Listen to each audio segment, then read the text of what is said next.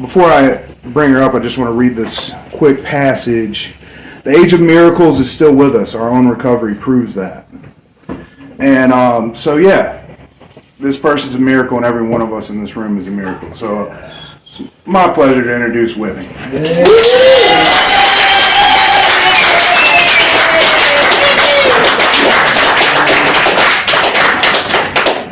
Hi, guys. I'm Whitney, and I'm an alcoholic. Before I start, I am a wee bit nervous. So I want us all to say the Serenity Prayer again. Okay? Just close your eyes, Byron. Are we in church? We are now, David. It's my music. No? Okay. God, grant me the serenity to accept the things I cannot change, the courage to change the things that I can, and the wisdom to know the difference. I think DJ likes me so much because we're both book people. So I'm going to start off with something out of the book as well. It's on page 44. It says, if when you honestly want to, you find you cannot quit entirely, or if when drinking you have little control over the amount you take, you are probably alcoholic. If that be the case, you may be suffering from an illness which only spiritual experience can conquer. Welcome. If that sounds like you, you're definitely in the right place, because it definitely sounds like me. My sobriety date is July 21st, 2021. I do have a sponsor, obviously. I have been through the steps, and I also have sponsees. I guess I will start with my childhood. I did not have a very great childhood growing up. There was a lot of abuse in my childhood. There was a lot of sexual abuse from family members. There was a lot of physical abuse from my mom. So from a very, very early age, I felt like something was wrong with me. I thought that all these things kept happening to me because it's something about me that's wrong or that's broken.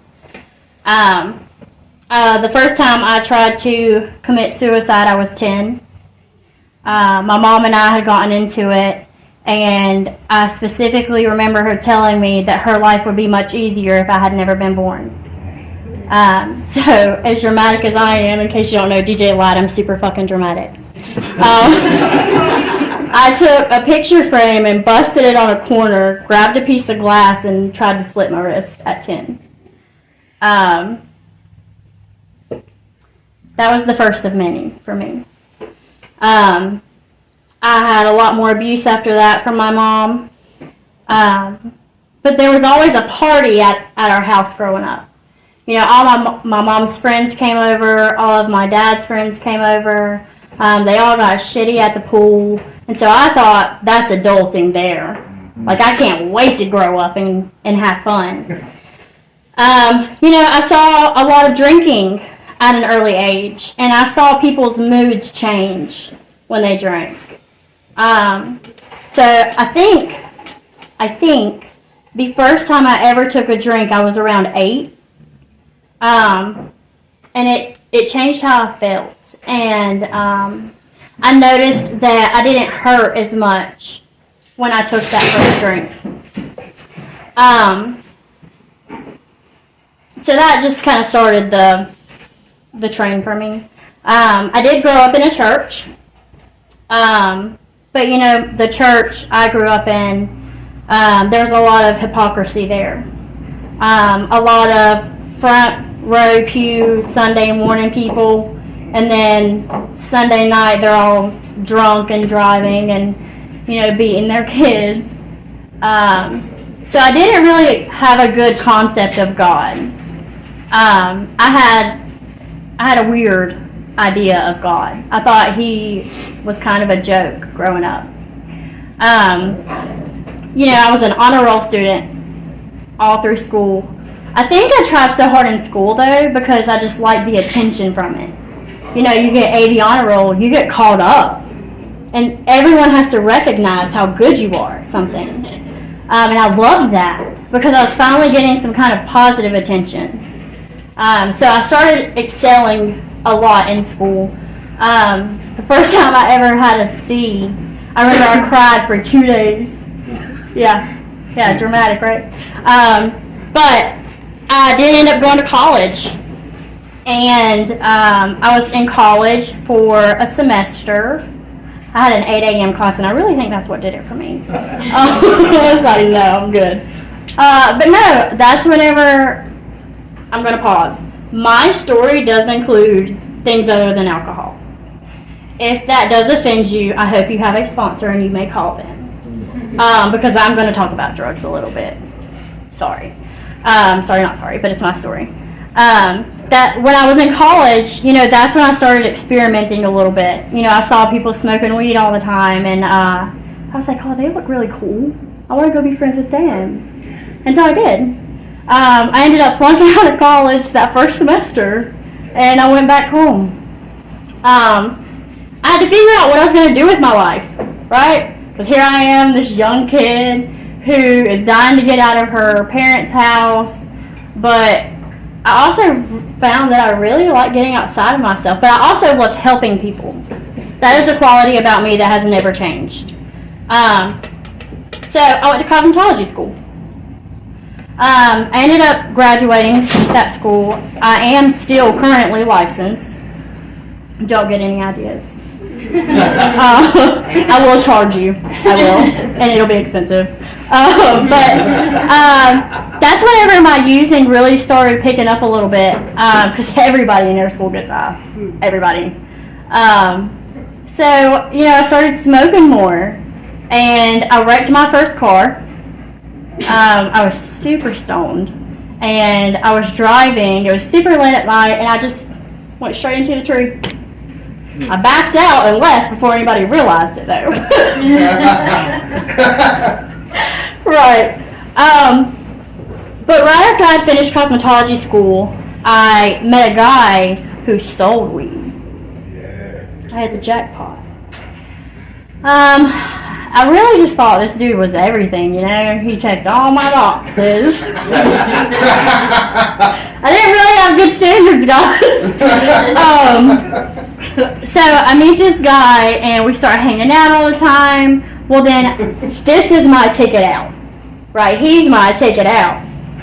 So I move into his mom's house with him, and true story. We move into his mom's house, and we're just sitting around getting high all day. I'm not really working anymore. I've already gotten fired from 3 different salons. But I thought I was still okay, right? Like, I'm managing. I still have a car. I still have a boyfriend. Like, I'm still alive and eating and getting high, so I'm good. Well, then something really dramatic happens, right? I feel like whenever God really wants you to sit down, He'll sit you down. I ended up getting a call one day. This is going to be a good story. Sorry. So, I ended up getting a call one day from my mom, and she's like, your dad didn't make it to work. Excuse me. My dad never missed a day of work in 24 years at this company. So I knew some shit was going on. She's like, I need you to go over to the house and check on him, see what's going on. He's not answering the phone. So I pull up at her house, and his truck's in the driveway. So I'm like, well, maybe he's just sick. I go in the house, and I can't find him. The back door was open, so I walk outside, and I see him laying face down on our deck. So I run over, and I flip him over, and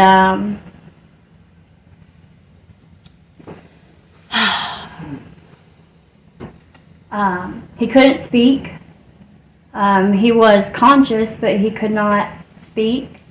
I called 911, and the ambulance gets there. They say, we're going to take him over to Gaston, meet us there.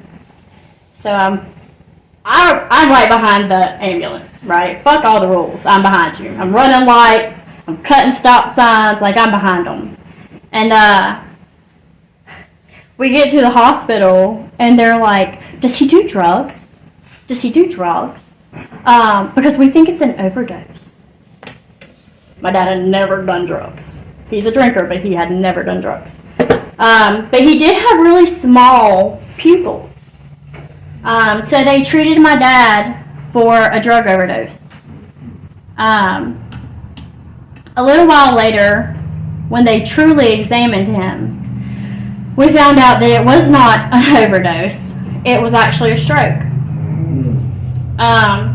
And obviously with the you guys know about strokes. So there's a very short time frame where you can give a stroke victim some medication and it'll kind of start reversing the effects of a stroke. Well, because they spent so much time treating him for an overdose, that window got closed. They started doing a lot of testing, and they found out that the type of stroke he had was in the basal artery of your brain, which controls both sides of your brain. And only 4 hospitals in the entire country do the surgery, but Presbyterian's one of them. So they airlift him to Presby. I'm flying there. I get there, and by the grace of God, my mom and sister had made it back from the beach that fast. So as they're getting ready to take him back to surgery, they're coming in the door. They had literally 5 minutes with him. So, the surgery goes well, so we think. And 4 days later, he has another stroke in the hospital. They keep him in the ICU for 4 more days. And, they said, we can try the surgery again. But there's like a 90% chance that even if he does make it out, he'll be brain dead. At this point, he was on life support. And so my mom and my sister and I had to make the decision to take him off of life support. So I held my dad's hand, and right before he took his last breath, he smiled at me. Thanks, dude. Gentleman you are. So that was devastating to me. My mom and I never had a great relationship, but he and I did. All through my childhood, he was the only person who ever genuinely showed me love. He taught me how to drive. He taught me how to wash my ass. He taught me how to do laundry, how to fish. It's crazy to say, but that man taught me how to be a woman. So when he passed, I felt like I had lost the only protection in this world I ever had.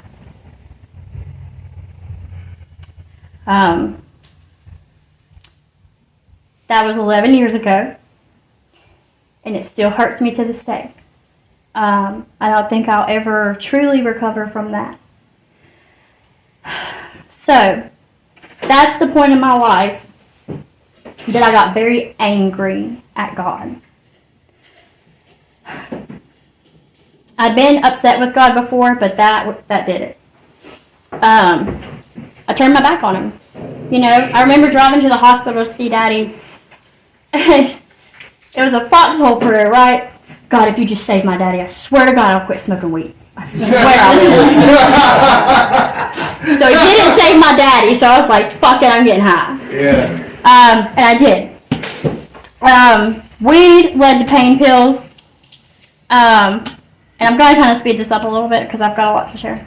But when I was on pain pills, I committed my first robbery. With the amazing man that I met living at his mother's house. So he was a gang member.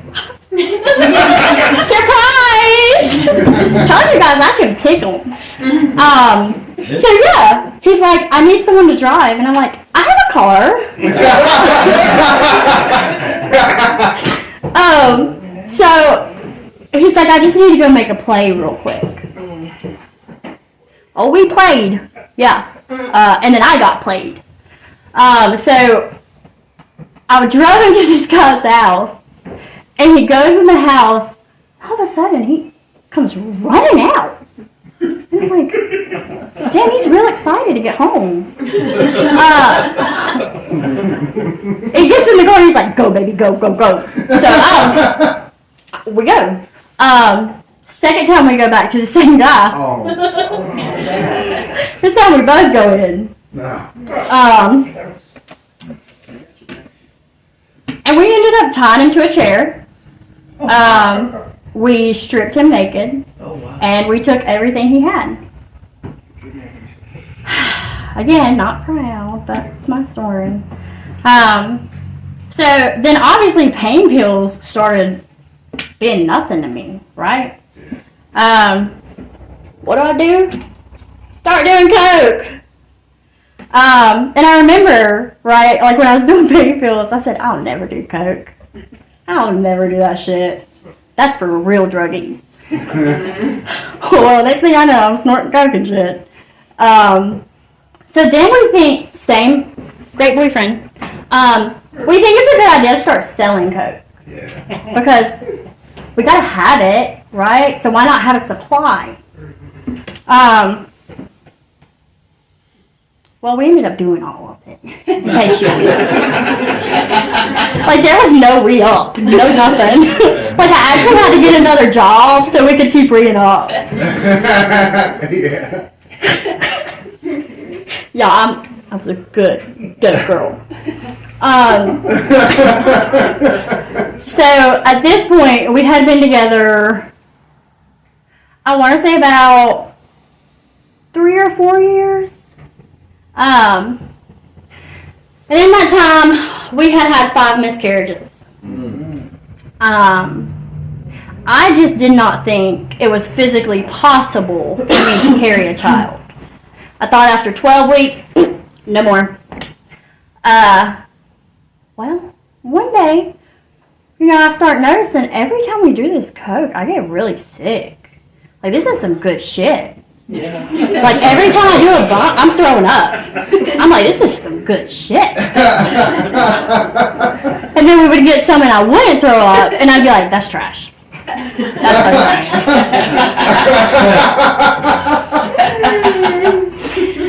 Well, one day, I just start hurting really, really bad. And for some reason, I was like, I need to go to the hospital. Like, and I never went to the doctor, hospital, nothing. Well, this time I had to because I thought I was going to die. Well, the lady comes in, and she's like, I think I know what's going on. And I'm like, okay, well, enlighten me. She's like, you're pregnant. I was like, oh, okay. At this point, I'd become numb to pregnancy. She's like, no, honey, you're pregnant. I was like, okay, I heard you the first time. She's like, do you want to know what you're having? I said, excuse me? What? So, I found out that night that I'm 26 weeks pregnant with a little boy. Oh, wow. And I've been on cocaine this whole time. Yep, surprise. But I couldn't stop. No amount of guilt and no amount of anything really could make me stop. I remember being like 2 weeks from my due date, and Y'all have heard me share this, though. I was laying there, and I was like, God, just let me die. Please just let me die. Let my son live, but just take me. I'm not going to be a good mother. I cannot do this. And I was just, I had tears rolling down my face, and I was trying to not cry so hard as to shake the bed because he's peacefully sleeping. But I did stop. I gave birth to Corey, and I did stop for about 9 months. And then it was my birthday, and my friend was like, hey, I really think you want to try this. And I was like, okay, yeah, I do. So that was how I got introduced to meth. Yeah. And when I first did meth, I'd never done anything before that I instantly was afraid of. Like, I did it real quick, and I was like, holy shit. That's good shit. Yeah. Like, I instantly knew this was going to be a problem. Guess what? It was a problem. It was a big fucking problem. Of course, meth and a child isn't a good mix. So DSS gets involved, and I fooled them twice. I did, because I was so good at this. I fooled them twice. But when Corey turned 3, my mom called DSS. And, she kind of led them on to my little tricks. And they ended up showing up at my house one day, and they were like, we need you to do a drug test right now. And I was like, good. It's not good. And it was not good.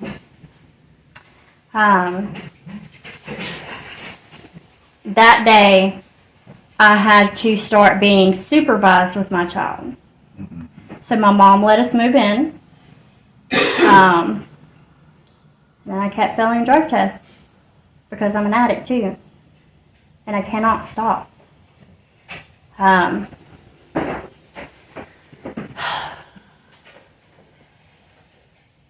ended up having to move out of my mom's house. DSS came back and said you can't be around him at all. And I really feel like looking back, I had already lost myself a long time ago.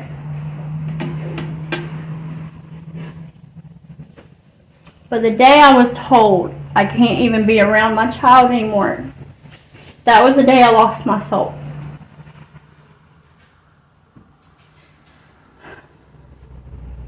So, I went back to what I know, which was the streets, and robbing people and stealing and the things that we do. It was a couple weeks later, and I had attempted suicide again. I had gotten a whole prescription from somebody, the good boyfriend's friend, and I took the whole bottle. And I still woke up. Yeah. I was like, what the fuck, God?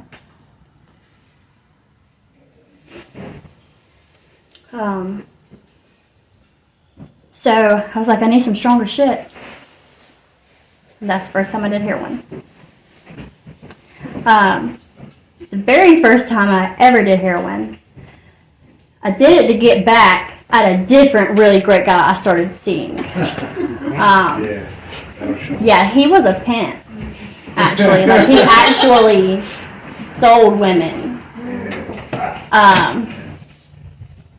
And I was like, I remember, right, like, he always said that he doesn't care what I do, but he doesn't ever want me to do heroin. Well, I caught him with another woman, and I was like, I'm gonna go do heroin. Well,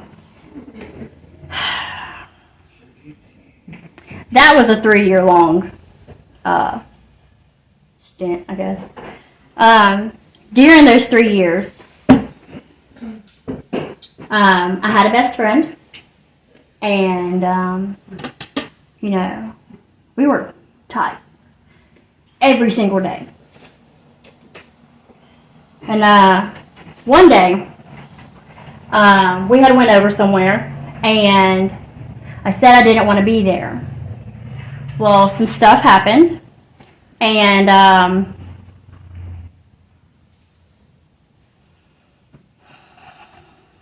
I ended up being kidnapped, and I was held hostage for 4 days, where I was brutally beaten. I was gang raped. And I really, really thought that was it. I was like, God, finally you're going to take me out of this shitty world. But you know, them fuckers did not kill me. The audacity, really. One of my friends had my location on his phone, and he saw that I hadn't left for 4 days. So I got out of there because he kicks the door in with a sawed-off shotgun and says, she's fucking leaving now. So he grabs this blanket out of the back of his truck because I'm laying in a pool of my own blood, naked. He wraps me in the blanket and carries me to his truck and takes me to his hotel room, where he watched me for 3 weeks and nursed me back to health. After that, I'm going to speed this up a little bit, I'm so sorry. I started prostituting because at this point I didn't care anymore. I wanted to die. I just wanted to get high. And I felt like I didn't have a soul anymore. So you know what? If I have something you want and you have something I want, it's a fair trade to me. Which ended up leading to another suicide attempt. Where, you know, I don't want to go into detail about that one, but it was another suicide attempt. I overdosed quite a few times. And then one day, I lost my first friend to an overdose. And that still didn't stop me. You know, I was actually jealous that she died. I remember being so fucking angry at her. How could you die? You know? So I had to get out. I had to get out of here. The really great pimp guy I'm dating moves to Texas. And I'm like, fuck yeah, let's go. So he moves out there, and then he buys me a Greyhound ticket to get me out there. It's a long fucking bus ride, I'll tell you that. So I get to Texas. 3 more suicide attempts in Texas. He and I got into arguing one night. I honestly was just really dope sick. I had tried drinking myself into a stupor that night. I ended up on a bridge and I jumped.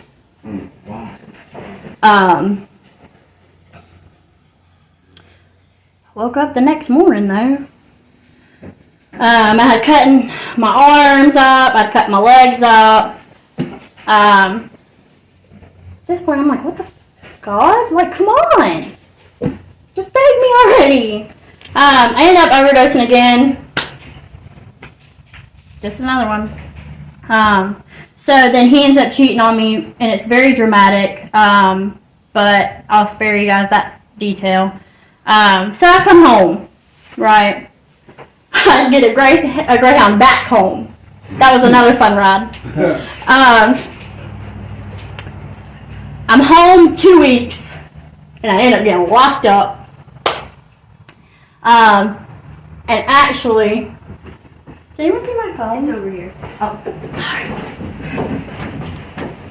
Thank you.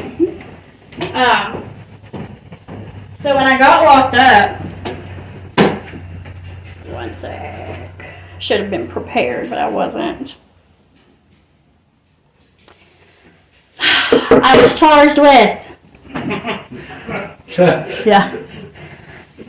3 trafficking methamphetamine, a larceny misdemeanor, a larceny change price tag because I'm smarter than them, trespassing first degree, possession with intent to sell, manufacture, deliver methamphetamines, carrying a concealed firearm, possession of drug paraphernalia, heroin possession, and then trafficking heroin. Wow. Yes. I didn't get out anytime soon. Actually, I stayed in jail in county for 13 months. Wow. They wouldn't even send my ass to prison. Like, they were so shitty to me. County's rough, okay? And that shit is not for me. So after being there for about 2 weeks, oh, sorry, I'm so sorry, I forgot a huge piece. So, I did have all the dope on me. And you know, when you get arrested, they're like the squat and cough thing. Well, I didn't squat or cough, but I got arrested with a CI, a confidential informant. And they're like, hey, she just told us, like, you've got everything. Yeah. So here's your options. Either you can give it to us, or we're going to strip you, take you to the hospital, and pull it out of you. I was like, I'll give it to you. I got you. Hold on. I gave them a third of what I had. Yeah. So the whole first 2 weeks I'm in jail, I'm high as fuck. And, like, I'm seeing aliens and shit out of the cell window. For some reason, I really genuinely believed that my crazy ex from Texas was in the women's jail, like, talking to other people in the cell. And I'm like, get your ass away from that fucking cell, you hoe! I was just tripping balls. And so the COs were like, are you okay? I'm like, no. I just want to get out of here. So obviously I start trading dope for other stuff in jail. And I'm tripping really bad one day in there, and the girl, they put me with my friend. Who needs to pick your cellmate, first of all? And then second of all, why would you put me with my friend, who you know is a dope fiend? So here's the thing, right? We're both friends outside of jail. We get in the cell together, and we just go in. Well, we're tweaking, and she thinks she heard someone say that we're going to get searched. Yeah. Yeah. Well, I don't know about y'all, but I don't waste nothing. So what do? I eat all the dope we forgot. Yeah. All of it. I eat the heroin, the meth, the fentanyl, everything we forgot. Eat it all. Well, I took a good nap. I wake up in medical, naked again, strapped to a gurney, legs spread, and I'm like, damn, I feel like shit. That was the last time I ever used. I woke up, and I felt different. Obviously, because, I just overdosed. But I did feel something. And I truly believe that it was God with me. So, whenever they finally let me go back with the other girls, I found a Bible. God is my higher power if he's not yours. Okay. But he is mine. I found a Bible in jail, and I started reading it front to back. Like, I didn't know how to read a Bible. I've been running the streets. There were no Bibles in the streets. Dude, I don't know that you're supposed to start in the back and then read that and then go to the front. I didn't know. I just thought it was a book. So I read it front and back. I read it twice while I was in there, front to back. While I was in jail, the first plea deal they offered me was somewhere between 7 to 9 years of a minimum per trafficking charge. God. I was fucked. I just knew that was it. I was never seeing my kid again. Ever. So I was like, no. Believe it or not, this was my first drug charge. I had gotten millions of other charges, but never got caught for drugs. Stolen cars, yeah. Stealing other shit, yeah. Fighting, yes. You name it, but never got caught for drugs. Probably because I always ate it before they got us, but whatever. While I'm in there, and I'm really in this Bible, right? Because shit starts making sense to me. I have a clearer mind now, and so shit I'm reading is making sense in here. And while I was in there, I didn't know, but my mom was actually fighting against me to keep me in there. She's calling the DA's office once a week. Don't let her out. If you let my daughter out, she will die. Do not let her out. Me being, again, the addict I am, I'm like, fuck you, Mom, I need to get out of here. Right. So I actually wrote a sermon while I was in jail. That's whenever I feel like the switch started to go off for me. I saw my son again after 2 years, the day I was released from jail. I did end up taking a plea deal. And basically I had to go to treatment and do 2 years probation. Mandatory. And then after I complete the rehab, I have to also do their recovery living program. Mandatory. So, I do it. Take my ass up here to Dove's Nest. Stay the whole time. And while I'm there, something happened. They're taking us to all these damn meetings. And I'm like, these people are happy. These people are huggy. It's a cult. I finished the recovery living program. My counselor and I both decided that it was time for me to go. And that's when I started repairing relationships. My mom, son, and sister came and saw me in Dove's Nest. And that's the first time I had seen my mom in years. I got a sponsor in Dove's Nest. I worked about 4 steps in Dove's Nest. And then once I got out, I kept doing it. I started feeling better. I didn't want to die anymore. I didn't want to try to die anymore. I saw this lady, right? And I was like, damn, she's so happy. And she has a good job. And she has a good relationship. And she likes God. And I want that. I want that. I want to be that. So that's who I made my sponsor. And, thank God for that woman. Because she picked my ass up every day from Dove's Nest.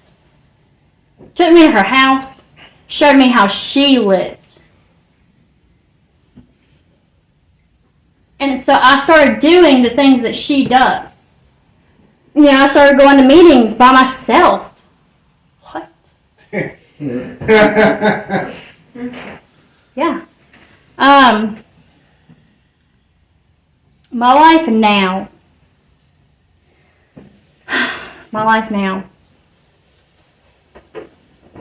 I have, like I said, a sponsor. pretty fucking cool. If I do say so. She's alright.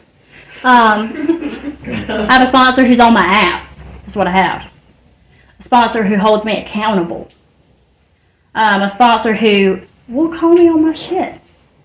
She'll be like, well, when she hits me with that well, I'm like, It's a deep subject.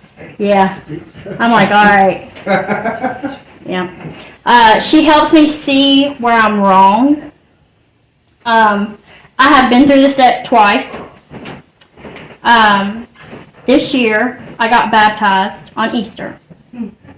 I joined a church, and I go to that church regularly. I work full-time, literally. I work 3 jobs.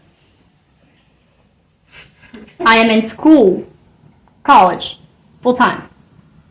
This semester, I worked 3 jobs, made meetings, got 3 A's and 2 B's. Oh, yeah. Yeah.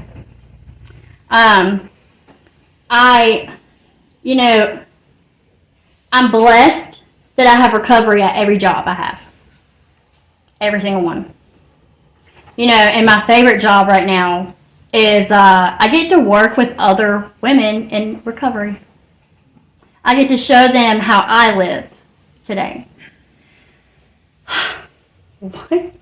That is insane, right? After all that shit, I get to show another woman how to live. I have 2 sponsees right now who are doing it. It's insane. I have 1 semester left and I'll be a college graduate. Wow. Thank you. That is almost impossible for me to comprehend. I never thought I would achieve anything. I never thought that I would be worthy of anything. I also am studying substance abuse counseling. So one day, I will be able to work full-time and help other women make it out of their addiction. Because I had a counselor at Dove's Nest who was a total fucking bitch. She was awful, dude. Like, she was awful to me. But I loved her. Because I could bullshit my way out of everything. But not her. That was the first time I actually got raw with somebody and let them in and let them see the ugly parts of me. So I want to do that for another woman. I do. My story is absolutely full of invisible lines that I had crossed. And honestly, without even realizing I was doing them. I had no idea that, there were certain points I probably could have stopped, but I could not have stopped, if that makes sense. I used to hate it at a meeting when I heard someone say that they're a grateful recovering alcoholic. Well, no, the fuck you're not. Okay. Today I'm a grateful recovering alcoholic. I'm absolutely 1,000% grateful for my disease. I am grateful that I went through every single hurtful, dark, impossible thing that I went through. Because it shows me that I can make it through anything. It shows me that I am stronger than my own disease.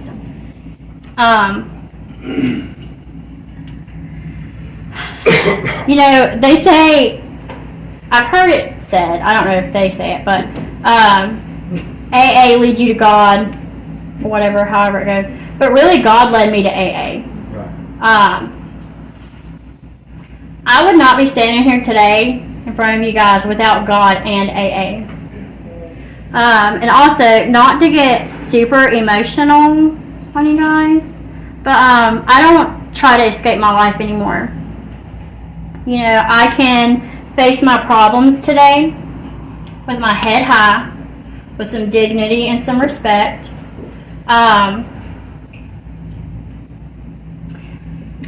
This meeting, this 10 o'clock crazy meeting, I don't think my recovery would be what it is without you guys. honestly. I was super nervous to speak tonight, but only because you guys are my family, and I genuinely care about you all. It's not because I'm telling y'all this crazy shit I did, because I don't care, and y'all know. But it's because you're my family, and I owe my recovery to God first, absolutely first,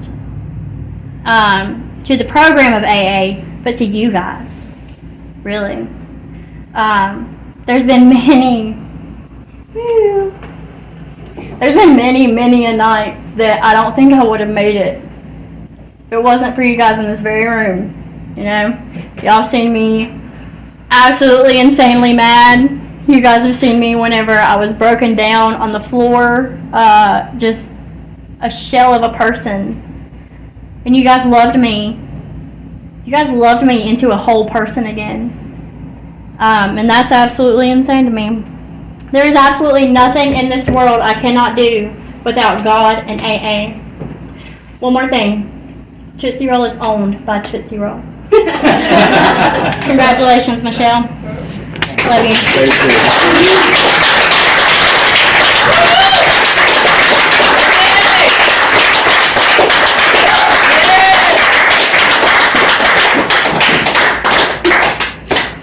Good job, Whitney.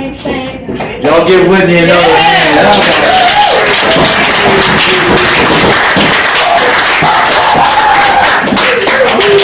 In her fall.